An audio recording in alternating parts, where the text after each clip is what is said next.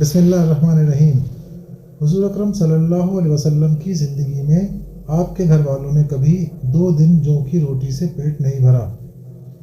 سعید مقبری حضرت ابو ہریرہ رضی اللہ عنہ سے نقل کرتے ہیں کہ ایک دفعہ ان کا گزر کچھ لوگوں پر ہوا جو کھانے پر بیٹھے تھے اور ان کے سامنے بھنی ہوئی بکری رکھی ہوئی تھی۔